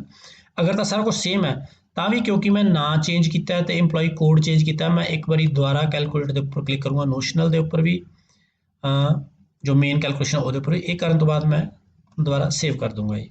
ਹੁਣ ਇਹ EMPLOYEE 4 ਦਾ ਡਾਟਾ ਵੀ ਆਪਣੇ ਕੋਲ ਸੇਵ ਹੋ ਗਿਆ। ਸਪੋਜ਼ ਮੈਂ EMPLOYEE 5 ਦਾ ਇੱਕ ਹੋਰ ਸੇਵ ਕਰਨਾ ਚਾਹੁੰਦਾ, ਉਹਦਾ ਡੈਜ਼ਿਗਨੇਸ਼ਨ ਅਲੱਗ ਹੈ, ਤਾਂ ਮੈਂ ਸੀਨੀਅਰ ਅਸਿਸਟੈਂਟ ਕਰ ਦੇਣਾ ਇੱਥੇ A5। ਇਹ ਜੋ EHRMS ਕੋਡ ਹੈ ਜਾਂ ਜੋ ਯੂਨੀਕ ਸੀਰੀਅਲ ਨੰਬਰ ਹੈ ਇਹ ਚੇਂਜ ਕਰਨਾ ਬਹੁਤ ਜ਼ਰੂਰੀ ਹੈ।